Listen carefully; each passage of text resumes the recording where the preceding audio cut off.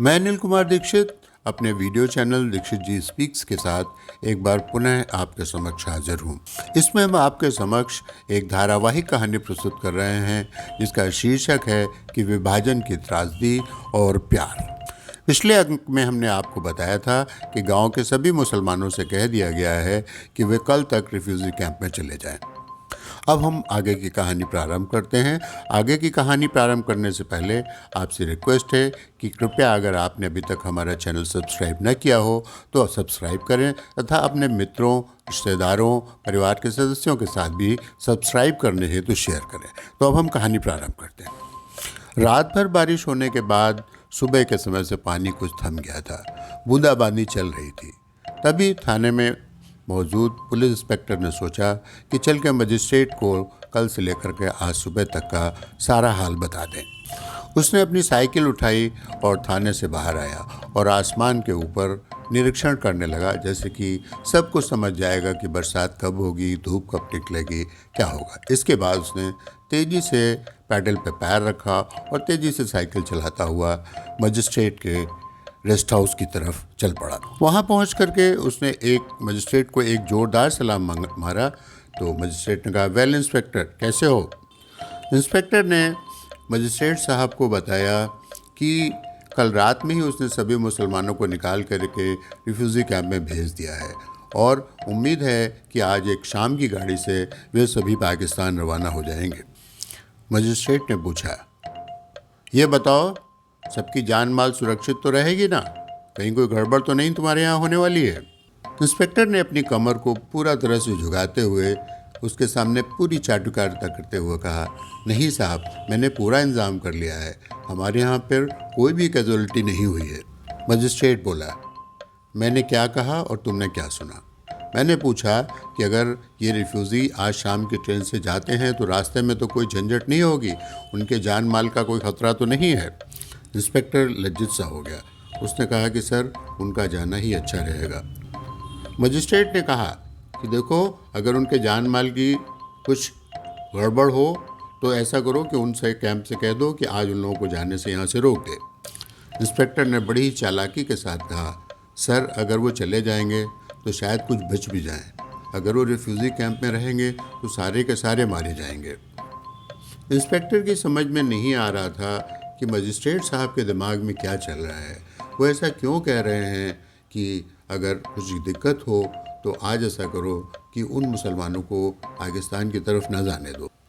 Magistrate साहब ने पूछा कि हाँ, तुम कह रहे थे कि वो जो एक डाकू है जिसको तुमने पकड़ा है, जिसका नाम अवतार सिंह है, क्या उसकी प्रेमिका भी जा रही है इसी गाड़ी से? इंस्पेक्टर ने कहा, हाँ सर, वो भी इसी गाड़ी से जा रही है। इंस्पेक्टर की समझ में नहीं आ रहा था कि आखिर मजिस्ट्रेट साहब करना क्या चाहते हैं। मजिस्ट्रेट ने अपना पूरा दिमाग इधर उधर लगाया और फिर मुखातिब होकर के बोला, देखो, ठीक है, अगर उन लोगों का जाना ज़रूरी ही तुम समझते हो और उनकी जान माल की सुरक्षा तुम नहीं कर सकते हो तो तुम एक काम करो कि तुम अवतार को और एक जो दूसरा आदमी तुम्हारे पास है उसको, दोनों को आज छोड़ दो। मजिस्ट्रेट साहब को इस समय ज़ारा सामने दिखाई दे रही थी। ज़ारा, वो सोच रहे हैं कि इतनी ही बड़ी तो थी, बेटी मेरी भी थी जिसकी डेथ हो गई थी। अगर आज वो होती तो वो भी ज़ारा के ही बराबर होती। इसी तरह से उसके बगल में खड़ी हुई एक और लड़की तब भी उनके मन में आके खड़ी हो गई। वो लड़की थी मुसलमान तवाइफ, जिसको कि वो रोज़ अपने पास बुलाते थे, पैसे देते थे, लेकिन वो आराम कुर्सी पर सोती थी और मजिस्ट्रेट साहब खटिया पे सो जाते थे। उन्होंने आदेश दिया कि तुम अवतार सिंह को छोड़ दो। मजिस्ट्रेट ने कहा, हाँ। उसने कहा कि देखो, ऐसा है कि समय ठीक नहीं है, हो सकता है इन लोगों के साथ भी कुछ गड़बड़ हो सकती है, इन लोगों को एक तांगा करवा दो। तांगे से ये लोग अपने गांव चले जाएंगे, क्योंकि उनको वहां जाने में भी समय लगे। इंस्पेक्टर सलूट मार के वहां से चला गया और तेज़ी से पैडल चलाते हुए जल्द ही वो अपने स्थान पर पहुंच गया।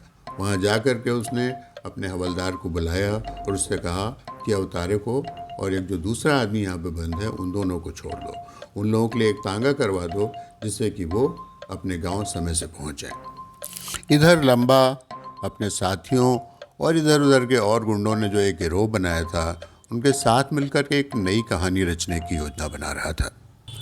उसका प्लान था कि जिस समय शाम को गाड़ी रवाना होने वाली होगी उस समय अंधेरा हो चुका होगा।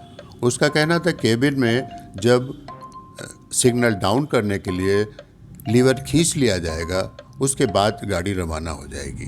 गाड़ी रवाना होते होते जैसे ही स्पीड पकड़ेगी और जब वो पुल के पहले छोर पर पहुंच रही होगी उसी समय केबिन में मौजूद केबिन मैन को अपने कब्जे में कर करके उनका आदमी, लंबा का आदमी, लीवर को दोबारा से खींच देगा जिससे सिग्नल फिर से अप हो जाएगा, जिस वजह से गाड़ी रुक जाएगी। और गाड़ी रुकने के बाद पुल के ऊपर ही वे लोग उसमें बैठे हुए जितने मुस्लिम्स हैं सबको मारने का प्रयास करेंगे। छत पे बैठे लोगों को उठा उठा करके पानी में फेंकेंगे क्योंकि नदी नीचे से बह रही होगी और इस प्रकार से उनका काम हो जाएगा। दूसरी तरफ थाने से छूटने के बाद अवतारा तेजी से अपने गांव की तरफ तांगे से चला जा रहा था। वो मरियल से घोड़े वाले को बार बार बोल रहा था, अरे यार गाड़ी तेज चलाओ, मुझे जल्दी पहुंचना है। तांगे वाला भी उसकी जान पहचान का था, उसके साथ बातें कर रहा था, हंस रहा था और जैसे भी हो वो घोड़े को चलाया जा रहा था। घोड़े की रफ्तार में कोई न तेजी आ रही थी न कमी आ रही थी। खैर, शाम होते होते वे लोग गांव में पहुंच गए। गांव में पहुंच के अवतारा ने किसी का भी ध्यान नहीं दिया, पैसे उसने देने नहीं थे, वो सीधा उतरा और बस कहीं गायब हो गया। शाम को अंधेरा घेर आया था, गाड़ी अंधेरा छा गया था और ट्रेन में सफ़ी रिफ्यूज़ी मुस्लिम जिनको कि पाकिस्तान जाना था वे ट्रेन में अपनी अपनी जगह ले चुके थे। हर डिब्बे में जिसमें 200 या 250 की गुंजाइश थी वहाँ 400 लोग घुसे हुए थे। यहाँ तक कि पाखाने में भी लोग बैठे हुए थे। इसके अलावा जितने लोग ट्रेन के अंदर थे उतने से कहीं ज़्यादा ट्रेन की छत पर बैठे हुए थे। लम्बा ने अपने लोगों को पुल के पास से लगाना शुरू किया था और उनसे कहा था कि हर 100 मीटर पर एक आदमी खड़ा रहेगा, हर एक के पास एक टॉर्च होगी और जैसे ही गाड़ी रुकेगी वो लोग अपने पास मौजूद बंदूकों, भालों इत्यादि से लोगों को मारना और ढकेलना शुरू कर देंगे। ट्रेन में अंधेरा होगा, उसमें बैठे हुए लोग कुछ भी नहीं कर पाएंगे। मैंने जैसे ही लीवर खींचा, ट्रेन का सिग्नल डाउन हो गया। हरी बत्ती दूर से ड्राइवर को दिखाई देने लगी। ट्रेन में कोई बत्ती नहीं जल रही थी, ट्रेन ने कोई सीटी नहीं मारी, सिर्फ सिग्नल को देख करके पीछे से गार्ड ने हरी झंडी दिखा दी और ट्रेन धीरे धीरे अपने स्थान से बढ़ गई। लम्बा के साथियों की टॉर्चें चमकने लगी थीं और एक दूसरे को इस बात का संकेत देने लग गई थीं कि ट्रेन यहाँ से रवाना हो चुकी है। जैसे ही ट्रेन पुल के करीब पहुँचने लगी, केबिन में एक दैत्य की तरह से आदमी कूदा और उसने केबिन मैन को किनारे कर दिया और सिग्नल का लीवर खींच लिया जिससे कि सिग्नल फिर से अप हो जाए और ट्रेन अपनी जगह पर खड़ी हो जाए। लेकिन लंबा के गिरोह के लोग उस समय आश्चर्यचकित रह गए कि रेलगाड़ी के ड्राइवर ने धीरे धीरे करके पुल के ऊपर जैसे ही ट्रेन पहुंची, गाड़ी रोकी ही नहीं, गाड़ी बराबर स्पीड पकड़ती जा रही थी। लंबा और उसके गिरोह के लोग नहीं समझ पा रहे थे कि आखिर गाड़ी रुक क्यों नहीं रही है, जबकि सिग्नल अप करने के लिए उन्होंने लीवर बदल दिया है। सब एक दूसरे को देख रहे थे, अंधेरे में उनको कुछ भी नहीं दिखाई दे रहा था क्योंकि सिग्नल पुल के अंतिम छोर के ऊपर था।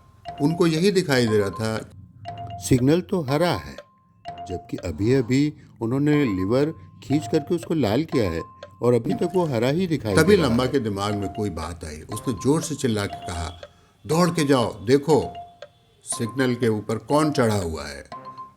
जब वे लोग उसके पास पहुंचने लगे तो उन्होंने देखा कि एक कोई आकृति वहां पर चढ़ी हुई है और उसने सिग्नल को बहुत जोर से नीचे की तरफ दबाया हुआ है।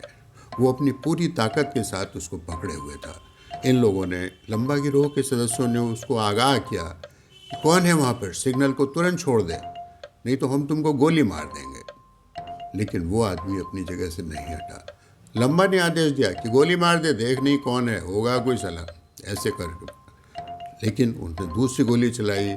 आदमी की टांगें झूलने लगी थी, उसके पैर सीढ़ियों पर से हट चुके थे जिस पे खड़े होकर के वो सिग्नल को पकड़े था, लेकिन अभी भी वो सिग्नल को पकड़े हुए था जिससे कि वो डाउन ना होने पाए